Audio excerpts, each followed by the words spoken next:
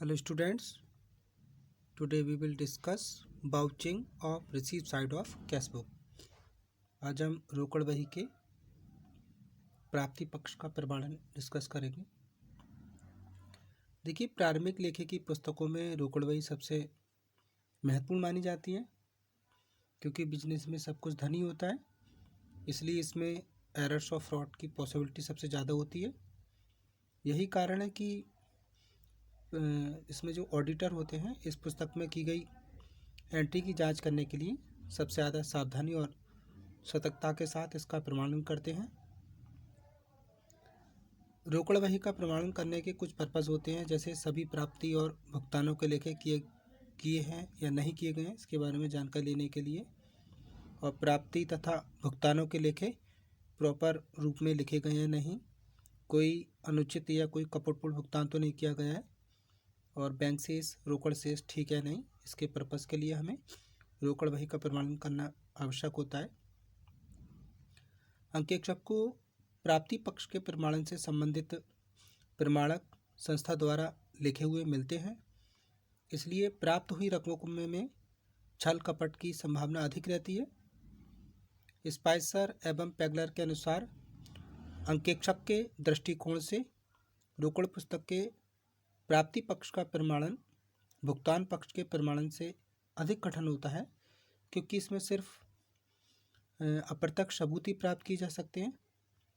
इसलिए ऑडिटर को receipt site का प्रमाणन करते समय सावधानी रखनी चाहिए और कुछ बातों को ध्यान रखना चाहिए, जैसे आंतरिक निरीक्षण को ध्यान रखना चाहिए। संस्था में यदि आंतरिक निरीक्षण प्रणाली सुदृढ़ नहीं है तो अंकेक्षक को प्राप्ति पक्ष का बहुत ही सतर्कता के साथ जांच करनी चाहिए।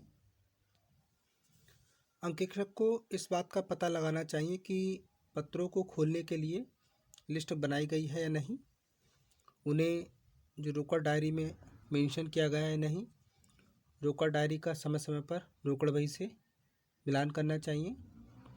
इसके साथ ही कच्ची रोकड़ बही और पक्की रोकड़ बही का मिलान करना चाहिए। यदि संस्था में कच्ची रोकड़ बही लिखी जाती है तो ऑडिटर को इस कच्ची रोकड़ बही का मिलान पक्की रोकड़ बही से कर लेना चाहिए, और ये देखना चाहिए कि अगर कोई लेखा लिखने से तो नहीं छूट गया है, या किसी में अंक जैसे बढ़ा दिए गए हैं घटा दिए गए हैं, ऐसा तो नहीं किया गया है। इसके साथ ही रसीद देने की व्यवस्था होनी चाहिए। अंकेक्षक को ये देखना चाहिए कि ग्राहक को जो रसीद दी जा रही है वो किस टाइप की बनाई जा रही है, उसको देने की क्या व्यवस्था है, क्या गलत रसीद को फाड़ा जाता है, रसीदों की जो प्रतिपूर्ण रसीद बनाई जाती है नहीं, तो इस बारे में अंकेक्षक को इन सब बातों की जांच करनी चाहिए। कभी कभी ऐसा होता है कि जो व्यक्ति राशि का भुगतान करता है वह स्वयं की ओर से अपनी रसीद साथ भेजता है, जिसे रुपया पाने वाले अपने हस्ताक्षर करने के बाद वापस कर देते हैं। अगर ऐसी व्यवस्था है तो इसकी भी जांच करनी चाहिए। रोकड़ को बैंक में जमा करने की क्या प्रोसेस है। यदि जो डेली हमें रिसीप्ट कैश रिसीप्ट हो रही है, अगर उसको हम उसी दिन बैंक में डिपॉजिट करते हैं तो ऑडिटर को बैंक में रुपए डिपॉजिट करने की कॉपी से प्राप्त हुई जमा रकमों का मिलान करना चाहिए, और ये देखना चाहिए कि इस किताब में हर पेज पर बैंक ऑफिसर के सिग्नेचर या बैंक की मोहर लगी हुई है नहीं। रोकड़ प्राप्ति के संबंध में कोई नियम तो वैसे बनाए नहीं गए हैं, तो उनका भी हमें पूर्ण पालन किया जाना चाहिए।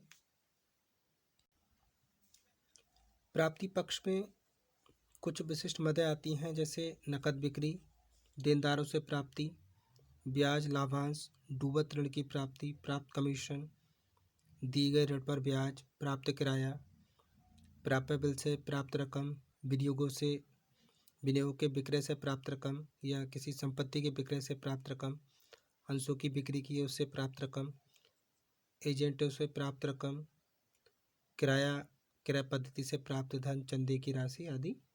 तो इनके बारे में हमें अगर नकद बिक्री की बात करें तो नकद बिक्री में भी कम पट की संभावना बहुत अधिक रहती है, इसलिए ऑडिटर को इसका प्रमाणन काफ़ी कुशलता के साथ करना चाहिए।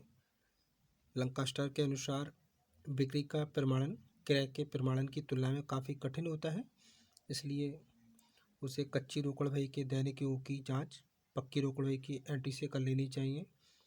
नकद बिक्री की जांच कैश मीमो की प्रिंट आउट से करनी चाहिए और इन फोटोकॉपीज़ का जो डेली की बिक्री है उसके से मिला लेना चाहिए। कच्ची रोकड़ बही का मिलान बिक्री के सारांश से कर लेना चाहिए। रोकड़ शेष बैंक शेष का मिलान कर लेना चाहिए। देनदारों से प्राप्त राशि का प्रमाणन करते समय भी हमें कुछ बातों का ध्यान रखना चाहिए। जैसे देनदारों से प्राप्त राशि की जांच उनको दी गई रसीद की कार्बन कॉपी से करना चाहिए। रसीदों की प्रतिरूपों की जांच रोकड़ बही में की जाने वाली प्रविष्टियों से की जानी चाहिए। रोकड़ बही तथा व्यक्तिगत खातों का आपस में मिलान कर लेना चाहिए। देनदारों से प्राप्ति की जांच करते समय बट्टा या जैसे डूबत ऋण है इन रकमों का सावधानीपूर्वक निरीक्षण करना चाहिए। जिन देनदारों से लंबे समय से रकम प्राप्त नहीं हो सकी है उनके कारणों का पता लगाना चाहिए। व्यवसाय में ब्याज और लाभांश अलग अलग साधनों से प्राप्त होता है, इसलिए उसकी जांच भी अलग अलग मेथड से करना चाहिए।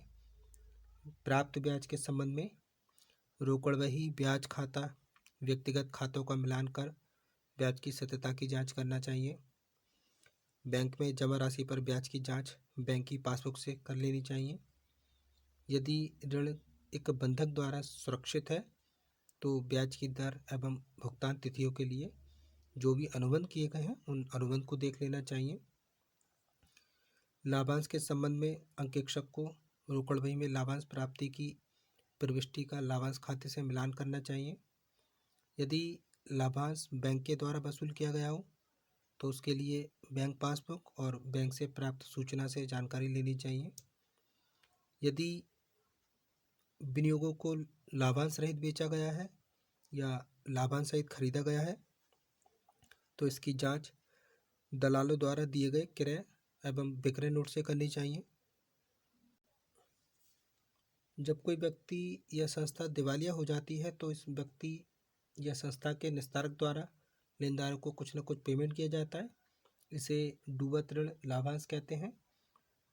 इसका प्रमाणन करते समय अंकेक्षक को लाभांश पत्रों के जो कार्बन कॉपीज हैं और इससे संबंधित और जो पत्र हैं उनके आधार पर किया जाना चाहिए। लाभांश की जो राशि प्राप्त हो गई है उसकी जांच रसीदों की कार्बन कॉपी से करनी चाहिए। कमीशन प्राप्ति के संबंध में अंकेक्षक को कमीशन की जांच संस्था तथा कमीशन देने वाले के बीच हुए कॉन्टैक्ट को देखकर करनी चाहिए। रोकड़ बही कमीशन खाता तथा व्यक्तिगत खातों को आपस में मिलान कर लेना चाहिए। प्राप्त कमीशन की रकम की जांच कमीशन के संबंध में जो प्राप्त विवरण हैं और रसीदों के कार्बन कॉपी से करनी चाहिए। दिए गए ऋणों पर ब्याज के लिए अंकेक्षक को ऋण के कॉन्ट्रैक्ट को देखना चाहिए। उनमें लिखी हुई ब्याज की क्या रेट है, ब्याज के भुगतान के समय नोट करना चाहिए और इसके साथ ये भी देखना चाहिए कि ब्याज का लेखा उचित समय पर किया गया है या नहीं। प्राप्त ब्याज की रसीदों की कार्बन कॉपी बैंक पासबुक एवं लेखों से मिलान कर लेना चाहिए। प्राप्त किराए की जांच करते समय अंकेक्षक को किराए से प्राप्त राशि का प्रमाणन करने के लिए किराएदार से हुए समझौते की जांच करनी चाहिए। प्राप्त किराया पुस्तकों के लेखों से मिलान करके कार्बन कॉपी को रोकड़ पुस्तक के लेखों से मिलान कर लेना चाहिए। यदि अंतिम खाते बनाने की तिथि तक किराया नहीं मिला है तो उसकी इंक्वायरी करनी चाहिए। यदि किराया बहुत पुराना हो तो किराया प्राप्त न करने के क्या कारण हैं उनका पता लगाना चाहिए। देनदारों से प्राप्य बिलों के संबंध में जो प्राप्ति होती है उसकी जांच करते समय अंकेक्षक को कुछ बातों का ध्यान रखना चाहिए। जो प्राप्य बिल अंतिम तिथि तक रखे गए हैं उनसे प्राप्य राशि का प्रमाणन जो प्राप्त बिल पुस्तक है उससे किया जाना चाहिए। ऐसे बिल जो हमने अंतिम तिथि से पहले ही बैंक से बना लिए हैं तो उनके बट्टे और प्राप्त रकम की सावधानीपूर्वक जांच करनी चाहिए। यदि किसी बिल की रकम अंतिम खाते बनाने के बाद और अंकेक्षण कार्य प्रारंभ होने से पहले प्राप्त हुई है तो उसे अगले वर्ष की रोकड़ पुस्तक में दिखाना चाहिए।